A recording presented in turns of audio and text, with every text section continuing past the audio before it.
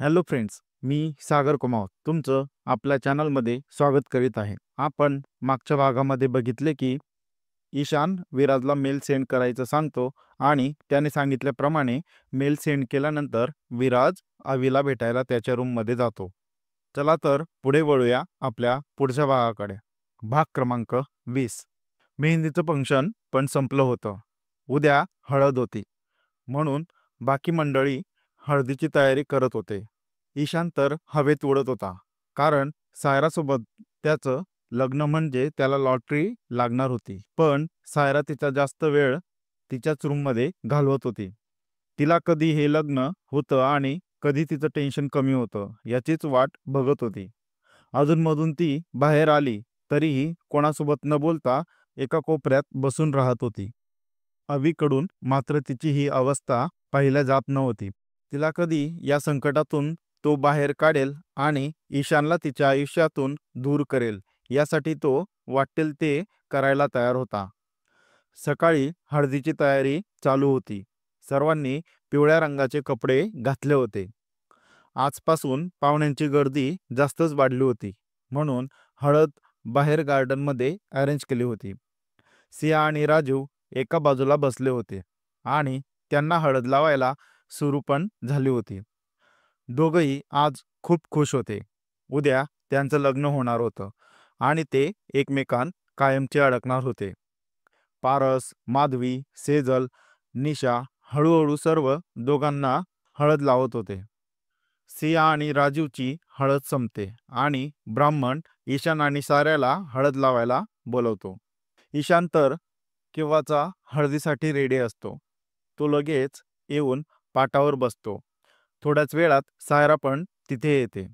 तिने हलक्या पिवळ्या रंगाची सिंपल साडी घातली होती आणि तिच्या गोऱ्या रंगावर ती जास्तच उठून दिसत होती. पण चेहऱ्यावर कोणतेच भाव नसतात. ती तशीच येऊन ईशान शेजारी बसते. ब्राह्मण पूजा करतो आणि दोघांना पण हळूहळू सर्व मंडळी हळद लावतात. अवी, चल ना तू पण हळद लाव यांना, पल्लवी समोर उभ्या असलेल्या अवीला आरोळे मारून म्हणते. कालपर्यंत अवीला यात काही इंटरेस्ट नाही होता, पण आज त्याला सायराला हळद लावावी असं वाटत होतं. तो आधी ईशानला हळद लावतो, पण डोळ्यात त्याच्यासाठी भरपूर राग असतो, तर ईशान पण त्याला खाणाऱ्या नजरेने बघत असतो. नंतर अवी सायराकडे येतो आणि प्रेमाने तिच्या गालावर दोघा हातांनी हळद लावतो. त्याचा स्पर्श होताच सायरा डोळे मिटून घेते. त्यामुळे तिच्या डोळ्यात साचलेलं पाणी तिच्या गालावरून वगळू लागतं. अवी ते अश्रू पण पुसतो आणि लगेच तिथून दूर होतो. लगेचच विकास आनंदातच तिला हळद लावायला येतो, पण सायराचा चेहरा बघताच त्याचा आनंद गायब होतो, कारण ती आज पहिल्यांदा त्याच्यासमोर रडत होती. सायरा, काही टेन्शन आहे का? विकास काळजीने विचारतो. नाही, अचानक लग्नाचा निर्णय घेतला ना, म्हणून थोडी नर्वस आहे, बाकी काही नाही, सायरा तिचे अश्रू लपवत म्हणते. ठीक आहे, विकास म्हणतो आणि तिथून निघतो. अभिनंदन वहिनी, अवनी सायराला हळद लावतच म्हणते. तिच्या तोंडून वहिनी शब्द ऐकून सायराची नजर तिच्याही नकळत अवीकडे जाते, तर तो पण तिथेच उभा असतो आणि त्या दोघांकडे बघत असतो. त्याची अशी नजर बघून सायराला कसं तरी वाटतं, म्हणून ती परत अवनीकडे बघते. अरे, ते ईशानला मी दादा म्हणते ना, म्हणून तुम्हाला वहिनी म्हटली. सॉरी, चुकलं का? अवनी तोंड बारीक करून म्हणते. नाही म्हणत जा वहिनी, सायरा अवनीला गालात हसत म्हणते आणि तिचं हे वाक्य ऐकून इकडे अवीच्या चेहऱ्यावर हसू पसरतं. थोड्याच वेळात हळदचं फंक्शन पूर्ण होतं. अवीची पूर्ण नजर सायरा आणि ईशानवर असते. सायराला काही त्रास होऊ नये म्हणून त्याने तिच्या सेफ्टीसाठी काही माणसे लावलेले असतात, जे कायम तिच्या मागे पुढे काहीही बहाणा करून फिरत असतात. उद्या सकाळी सायराचं ईशानसोबत लग्न होणार होतं, म्हणून आज तिला खूपच जास्त टेन्शन आलं होतं. रात्रीचे 11 वाजले होते आणि सर्व झोपले होते. सायरा तिच्या रूमच्या बाहेर निघते आणि अविने ड्रिंक करणाऱ्यांसाठी एका बाजूला कपाटमध्ये ड्रिंक ठेवल्या होत्या, तिथे जाते. सायरा त्यातून एक बॉटल काढते आणि आजूबाजूला कोणीही नाही याची खात्री करून तिथेच टेबलवर बसते. आज ती आतून खूप तुटली होती. तिच्यावर कोणाची जिम्मेदारी नसती तर तिने आत्महत्याच करून घेतली असती. पण आता ती बॉटल तोंडाला लावून सायरा तिचं दुःख विसरण्याचा प्रयत्न करत होती. पाहता पाहता तिने पूर्ण बॉटल पिऊन टाकली होती आणि आता तिला धड चालताही येत नाही होतं. ती दुसरी बॉटल घ्यायला कपाट उघडेल इतक्यात कोणीतरी तिचा हात पकडतं आणि ती बॉटल कपाटमध्ये परत ठेवून कपाट बंद करतो. सायराला जास्तच चढली होती म्हणून ती डोळे बारीक करून त्याला ओळखण्याचा प्रयत्न करत होती. पण अचानक तिचा झोल खाली जातो. तसा अवी तिला कमरेत हात घालून पकडतो. तरी तिला नीट उभं राहता नाही येत होतं. म्हणून अवी तिला त्याच्या दोघं हातात उचलतो आणि सरळ तिच्या रूममध्ये नेऊन तिला बेडवर झोपवतो आणि तो पण तिच्याच शेजारी बसतो. तिला या अवस्थेत एकटं सोडून जायचं नाही होतं. म्हणून तो तिच्या केसांमध्ये हात फिरवून तिला झोपवायचा प्रयत्न करत असतो. त्याला तिच्यासोबत बरंच काही बोलायचं असतं, पण सायरा आज बोलायच्या परिस्थितीत नसते. सायरा अचानक काहीतरी बडबड करायला लागते, पण तिचा एकही शब्द अवीला समजत नसतो. म्हणून तो पण पूर्ण लक्ष देऊन तिचे शब्द ऐकायचा प्रयत्न करतो. काश माझं हे लग्न मोडून जावं, सायरा थोडक्या मोडक्या शब्दात म्हणते आणि ते ऐकून अवीला गालातच हसू येतं. तो तिला झोपवतच डोळ्यात भविष्याचे स्वप्न पाहतो. थोड्याच वेळात सायरा झोपते.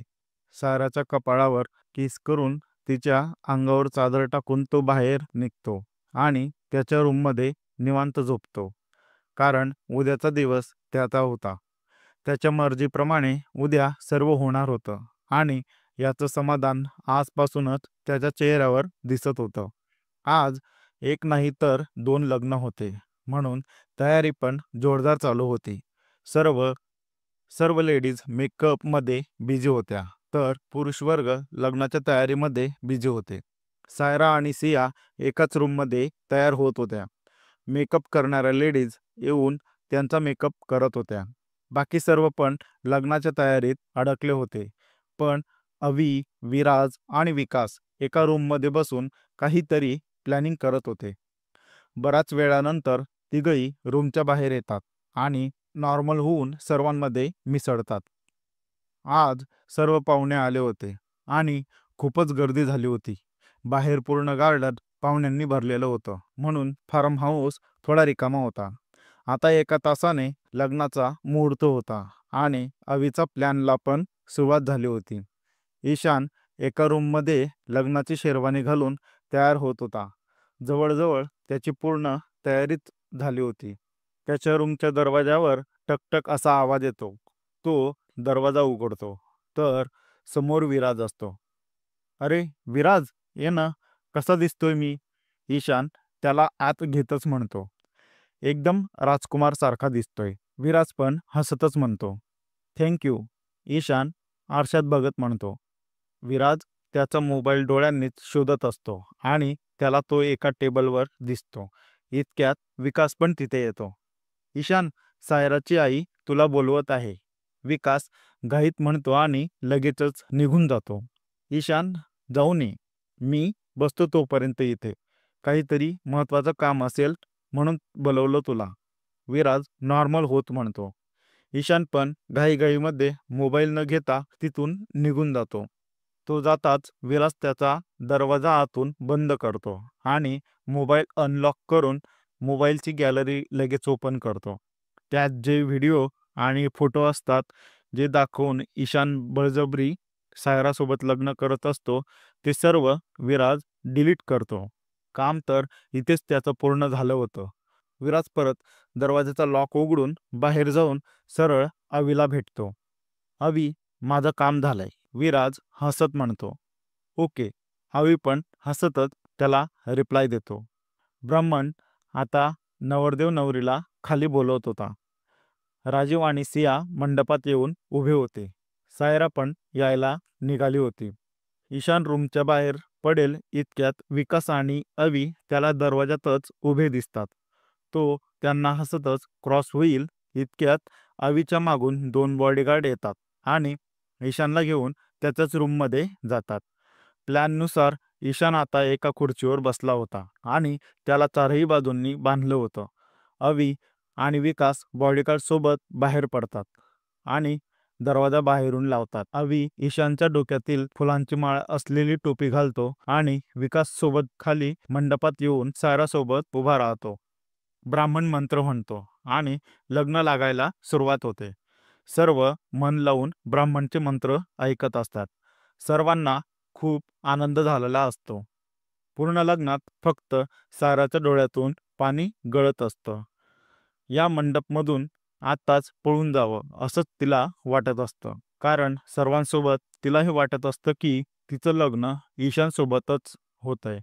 थोड्याच वेळात 7 फेरे होतात आणि शेवट विवाह संपन्न झाला असं ब्राह्मणच्या तोंडून निघतं. इकडे माधवी अवीला शोधत शोधत ईशानच्या रूमकडे येते, तर तिला मधून काहीतरी आवाज येतो म्हणून ती रूम उघडून मध्ये जाते. तर ईशानला खुर्चीला बांधलेलं असतं, तोंडात पण कापड घातलेला असतो. ती लगेच जाऊन ईशानला सोडते.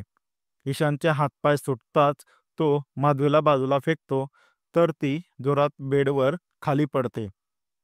इकडे ईशान पूर्ण जोर लावून गार्डनमध्ये पडतो, तर त्याला सर्वांच्या टाळ्या वाजवायचा आवाज येतो. त्याला काही कळत नसतं काय होतंय. तो सर्वांना बाजूला करत पुढे पुढे जात असतो आणि शेवटी नवरदेव नवरीच्या स्टेजजवळ येऊन थांबतो. त्याला तिथे असं पाहून सगळे चक्रावतात, कारण ईशान इथे आहे तर सायराजवळ कोण उभं आहे म्हणून सर्व आवीच्या दिशेला पाहायला लागतात. ईशान पण एखाद्या भूतासारखा तिकडे बघत असतो. सायराला तर कळतच नसतं काय चालू आहे. अवी सर्वांची शंका दूर करायला ती टोपी काढतो आणि त्याचा चेहरा सायरा सोबत सर्वांना दाखवतो. अवी, तू खूप मोठी चूक केली आहे. आता बघच तू मी काय करतो. ईशान रागातच मोबाईल बाहेर काढतो आणि त्यात व्हिडिओ शोधतो. पण व्हिडिओ पाहताना त्याच्या चेहऱ्यावर 12 वाजले होते, कारण त्यात काहीच नाही होतं. अवी, तुम्ही हे काय केलं? तो माझं खूप मोठं नुकसान करू शकतो. सायरा हळू आवाजात अवीला म्हणते. अवी तिला डोळ्यांनी शांत राहायचा इशारा देतो. तशी ती पण शांत बसते. आम्ही सर्व डिलीट केलंय त्यातलं आणि तुझे शेअर पण तुला परत केले. तुझ्या बदल्यात मी सायराच्या हॉटेलमध्ये पैसे गुंतवणार आहे. त्यामुळे सायराला धमकी द्यायला तुझ्याजवळ काहीच शिल्लक नाहीये. अवी सर्वांसमोर ईशानला म्हणतो. ईशानला आता इथून पळल्याशिवाय पर्याय नसतो, म्हणून तो रस्ता काढून तिथून पळायला लागतो. पण पोलीस वेळेवर त्याला पकडण्यात यशस्वी होतात. इकडे विराज आतापर्यंत झालेला सर्व किस्सा सगळ्यांना सांगतो. त्यामुळे अवीला सर्वच आशीर्वाद देतात. सायराला पण छान वाटत असतं की ती ईशानपासून मुक्त झाली आणि अवीसोबत तिचं लग्न झालं. ती आनंदातच सर्वांसमोर अवीला घट्ट मिठी मारते. तशी विराज आणि विकास जोरात सिटी वाजवतात आणि सर्व हसतच एकदा परत अवी आणि सायरासाठी टाळ्या वाजवतात. दोघंही 7 जन्मासाठी बांधले जातात. आयुष्याच्या वाटेवर आता एकमेकांसोबत चालायला तयार असतात. तर वाचक हो, माझी कथा कशी वाटली कमेंट करून नक्की कळवा. आज मी या कथेचा शेवटचा पार्ट पोस्ट केला आहे. ही कथा मी आता इथेच संपवत आहे. तुम्ही शेवटच्या भागापर्यंत माझी कथा वाचली त्यासाठी तुमचे खूप खूप आभार. जर तुम्हाला पुढचं सीझन हवं असेल तर मला कमेंट करून नक्की कळवा, म्हणजे या कथेचं पुढचे सीझन मी प्रकाशित करेल. आणि तसंच आता नवीन एक कथा तुमच्यासाठी घेऊन येणार आहे, तर त्यासाठी चॅनलला जुळून राहा. धन्यवाद.